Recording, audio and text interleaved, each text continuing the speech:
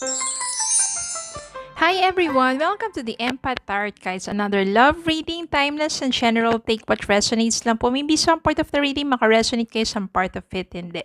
Okay, since this is the last month of the year, okay, napakagandang po na i-clear natin ang ating mga energies from any hatred, negativity, negative thoughts and feelings, okay, para sa pagpasok ng panibagong taon.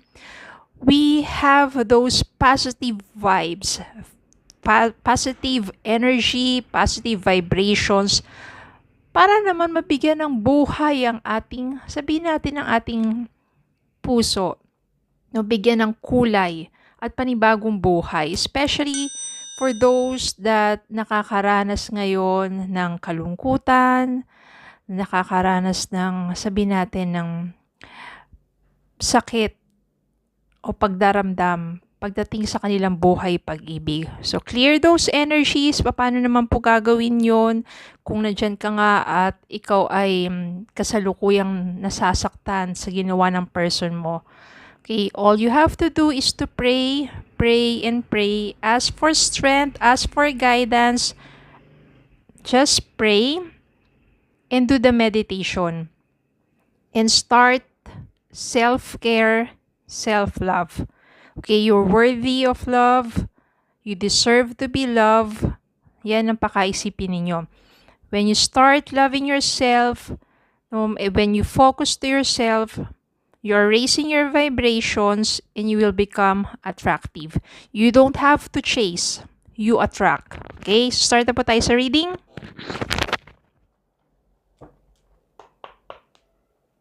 Spirit, can send me messages. Another love reading ito. Anong mga gabay? Love connections na nais yung ipati sa amin at mga gabay sa buhay pag-ibig. Spirit, can send me messages.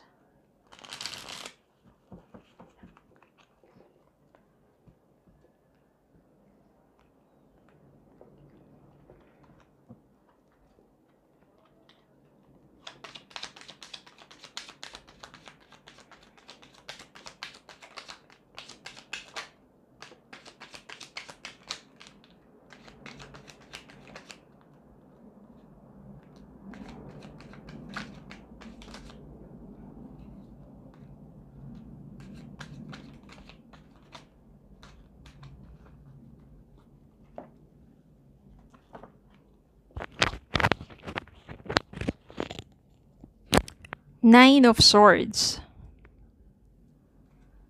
Three of Cups, Death, Four of Coins, Wheel of Fortune, Four of Wands, Five of Coins, Knight of Wands,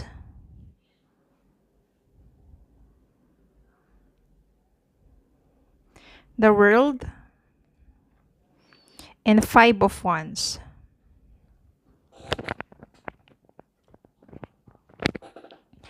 Meron dito Five of Wands and Five of Coins. Yung Five of Wands and Five of Coins na yan, meron pa ditong Four of Coins. So, I can sense here na ang nangyari sa inyong dalawa, sa inyong connection, sa inyong relasyon, ay masyadong nagkaroon ng negative obsession. Yung palagi ko na nababanggit tong negative obsession na to, pero ano ba talaga yung negative obsession na yun? Because when you are in a relationship, you have to enjoy yourself, your partner or your person have to enjoy his or himself. And at the same time, you live your life individually, especially when you have your own job. Diba? Or kung magkaibang yung mga trabaho, magkaibang ang inyong mga, sabihin natin, circle of friends. Diba? Siyempre, ganun din sa kanya-kanyang pamilya. At kapag kayo naman ay magkasamang dalawa, you enjoy each other's company. Hindi yung parang bawat sandali, wala kang ginawa kundi magbantay dun sa person mo. At ganoon din yung person mo sa'yo. na parang umiikot na lang ang mundo nyo sa isa't isa. Dapat, okay lang yun, dapat committed kayo sa inyong relationship. Ibig sabihin, wala na kayong ibang natin dinidate or hindi na kayo nag-entertain pa ng iba kasi you are committed to each other. Pero at the same time, you are not living your life na kayong dalawa lang sa mundo. Okay? Ang nangyayari kapag negative obsession ay wala na, umiikot na lang yung mundo nyo sa isa't isa na parang kahit nasa trabaho siya o nasa trabaho ka, wala nang ginawa kundi text, tawag doon, bantay, anong ginagawa, ganyan, mayat maya, pag hindi nakasagot agad, di ba, magagalit na, kung ano nang iniisip, sinong kasama, anong ginagawa, ganyan ganito, ang daming pagdududa. Tanggalin yung mga ganong bagay, okay? Let your person and let yourself to work or kung ano may ginagawa mo sa maghapon. Then, when the time that you are free and your person is free, that's the time that you talk. Diba? Chat, call, ganyan. Tapos, pagdating yung time naman na magkikita kayo, enjoy yung mga moments na yon. Okay? Huwag maging negative obsession. O huwag maging negative na obsessed na negatibo. Ayan. Okay? So, ngayon, nagkakaroon kayo ng mga conflicts. Ayan, 5 of Wands, pagtatalo, pag-aaway. Kasi ang dami agad pagdududa, ang dami agad mga pagsiselos, ang dami agad mga kung ano-anong overthinking, hindi lang makapag-reply agad, hindi lang masagot yung tawag agad. Iba naman kasi yung iba na talagang gumagawa ng kalokohan at nakukutuban ka na talaga. Pero yung ikaw naman is masyado kang obsessed do sa person mo or yung person mo masyadong obsessed sa'yo na walang tiwala na ay iba naman po yun. Okay? When nagkaroon dito ng sabihin natin maaring break up or cool off or suddenly nagbigay kayo ng space and time sa isa't isa, yung espasyo na yan at saka yung oras na yan sa isa't isa, yung being apart, diba? Nagiging malaking tulong din yan for you to realize, to reflect what happens to your relationship. And doon nararamdaman yung kawalan, yung presensya ng bawat isa. Kapag kasi dumating yung time na nawalan muna kayo ng communication, ng contact, just to give each other, yun na nga, panahon muna to think, dyan na ngayon, mafe-feel ng person mo o mafe-feel mo, remember energy is always sabi natin nito, maaring energy mo yan, maaring energy ng person mo. Okay? Doon ngayon mafe-feel yung kawalan ng isa't isa. Kasi yung mga bagay na, di ba, dapat na-appreciate mo, yung mga bagay na dapat na you give things, yung care ng person na yun, yung understanding ng person na yun na minsan natitaken for granted, doon na-appreciate naman yan. Okay? Pero, ang person mo ngayon, maaring eto na nga, 9 of Swords, sa bawat gabi hindi siya makatulog, sa bawat gabi nag-iisip, iniisip ka, binabalik ka ng mga nangyayari sa inyo, binabalik ka ng mga panahon na kung saan bakit kayo nagtatalo, binabalik ka ng mga sweet moments ninyo. So, overthinking, thinking a lot of you. And that's the time that magkakaroon na siyang reflections. And yung death dito, tapos, meron pang Wheel of Fortune, no? Ibig sabihin, magandang pagbabago yan. Death card sa tarot means ending of something na hindi maganda or mga negatibo sa isang tao and beginning of something good. Kumbaga, nagkaroon ng panibagong buhay at nawala o tinanggal na yung mga bagay na sabihin natin sa ugali niya o yun nga, yung pagiging negative obsessed niya, no? At there is something new that is rising to that person. Ibig sabihin, merong magandang pagbabago. Siguro, naging magandang pagbabago sa mga panahon na medyo nagbigay ka ng distance o dumistansya ka doon sa person mo. That's the time na na-realize niyo yung mga bagay na yon. Okay? Then, it will be good because nandito yung Four of Wands. Ibig sabihin, still, you will have reconnection, you will have reunion, you will have reconciliation. Because when the time that your person have already changed, di ba, doon yan lalapit sa'yo. Ayan, Knight of Wands. Ibig sabihin dito, talagang meron siyang desire to be with you, to come to you, to be together again. Nandiyan yung kanyang desire. Nandiyan nag-aalab ang kanyang puso, ang kanyang damdamin na muli ka makasama. And since meron na nga pagbabago dito, yung death na yan, no, Wheel of Fortune, maiiba ang takbo ng inyong pagsasama.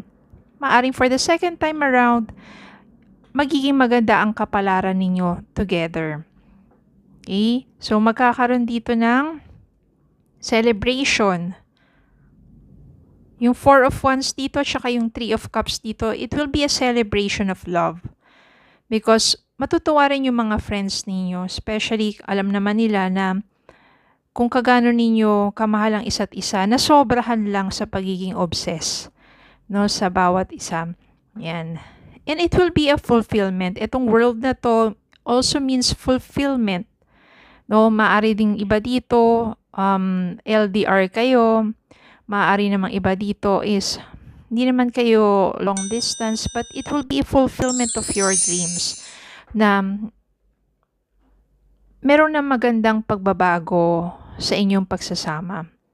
No, meron ng trust, meron ng support, understanding, at hindi na yung negatively obsessed sa isa't isa.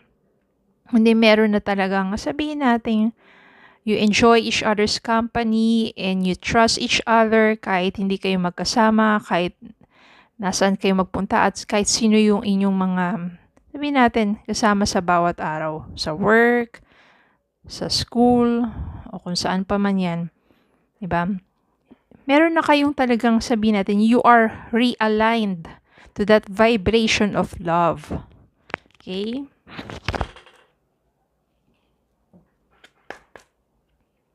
Ang mahirap kasi pag masyadong obsessed diba? Parang nandun na yung nasasakal ka na. Pag masyadong obsessed sa'yo yung person mo, na nawawala na ng tiwala, bawat kibot pagdududa.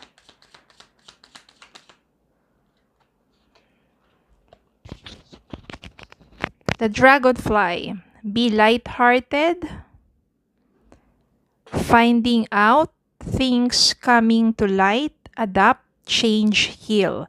Ayan no, katulad ng Dragonfly, there will be healing, there will be change. Ayan, and things coming to light. No, magkakaroon na ng liwanag ang inyong pagsasama. There will be changes, positive changes. And ang pinakamahalaga is reconciliation. Na may magandang naharap ang inyong pagsasama for being together again.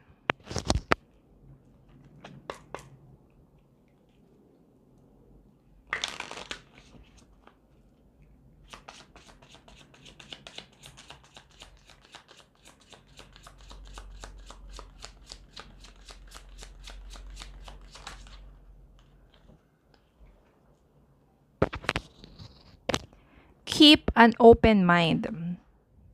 Your soulmate may differ from your usual type and expectations. Yan, kahit naman kasi soulmate kayo, still have different, sabihin natin, na pag-uugali, characteristic. No, pero kapag nagsama naman kayo, you dwell, no, kumbaga nagko-connect pa rin kayo. So, keep an open mind. Ito ang importante sa isang relationship, keep an open mind. Hindi dapat yung mga close-minded, no? Ibig sabihin, yun nga, isa pang, explanation ng yung pagiging, yung negatively obsessed, nagiging close yung mind nyo kasi. When you keep an open mind into a relationship, hindi kayo magkakaroon ng negative obsession, no, sa partner ninyo, sa person ninyo, o yung person ninyo, hindi dapat magkakaroon ng negative obsession sa inyo. Okay, so yun lang po. Maraming salamat po for watching. Please don't forget to like, share, comment, subscribe. Follow me on Facebook and TikTok. Have a good day po and God bless.